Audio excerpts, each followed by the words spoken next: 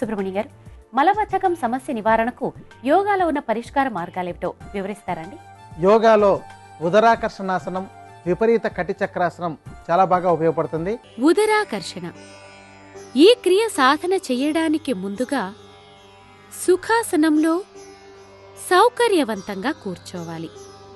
తరువాత చేతులు రెండింటినీ నేలపై దృఢంగా ఆంచి నడుమును కొద్దిగా పైకెత్తి పాదాలు రెండింటినీ నేలపై ఆంచి ఎడమ మోకాలును నేలకు ఆంచి ఛాతిని కుడి మోకాలుకు ఆంచాలి. శ్వాస ఉదరంలో కుంభించి ఉంచి చేతులు రెండింటినీ కుడి మోకాలుపై ఉంచి ఉదరం వైపు నొక్కాలి. తరువాత శ్వాస వదులుతూ యథాస్థానానికి రావాలి.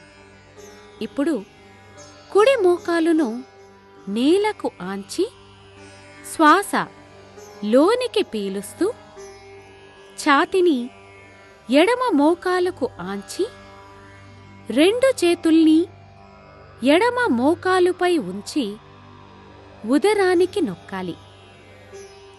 తిరిగి యథాస్థానానికి వస్తూ శ్వాస బయటకు వదలాలి.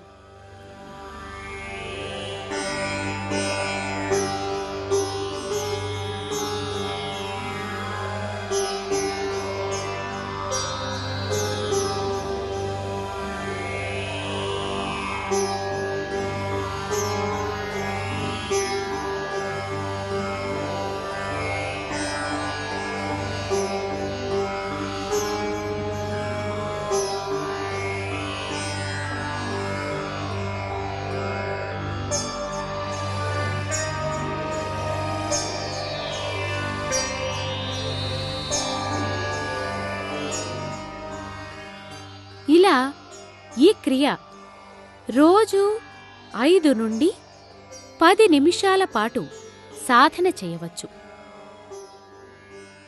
రెండవ ప్రక్రియ విపరీత కటి చక్రాసనం. ఈ ఆసనం సాధన చేయడానికి ముందుగా ముందుకు వంగుతూ చేతులు రెండింటినీ నేలపై ఆంచి కాళ్ళు రెండింటినీ ఒకదానికి ఒకటి దూరంగా ఉంచాలి. తరువాత చేతులు రెండింటినీ ఎడమవైపుగా పోనిస్తూ ఎడమ చేతిని వీపు మీదుగా నడుము వద్ద బంధించి ఉంచాలి. కుడి చేతిని ఎడమ కాలు పాదం వద్ద నేలపై ఉంచాలి. తలను ఎడమవైపు పైకెత్తి చూడాలి. శ్వాస సాధారణంగానే తీసుకోవాలి.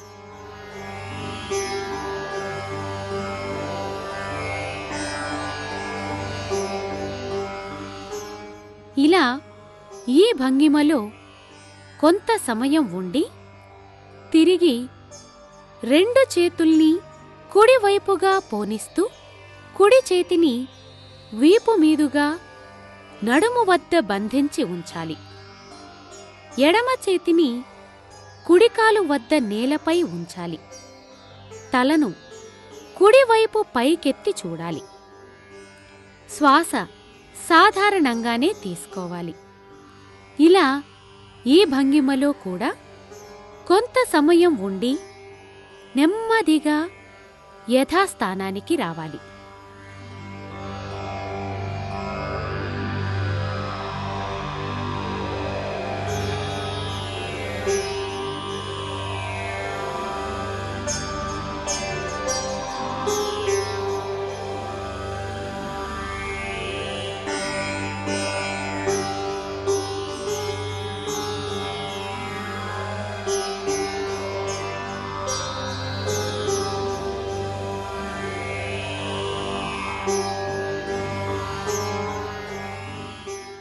ఇలా ఈ ప్రక్రియ రెండు పక్కలా 4 నుంచి 8 సార్లు సాధన చేయవచ్చు.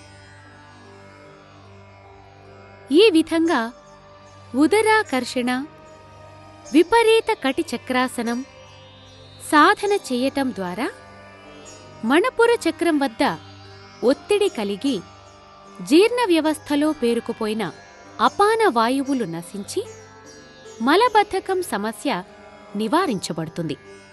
ఈ ప్రక్రియల తర్వాత ధ్యానం చేసి మత్స్యాసనం వేయటం ద్వారా శరీరంలోని అన్ని అవయవాలకు విశ్రాంతి దొరుకుతుంది.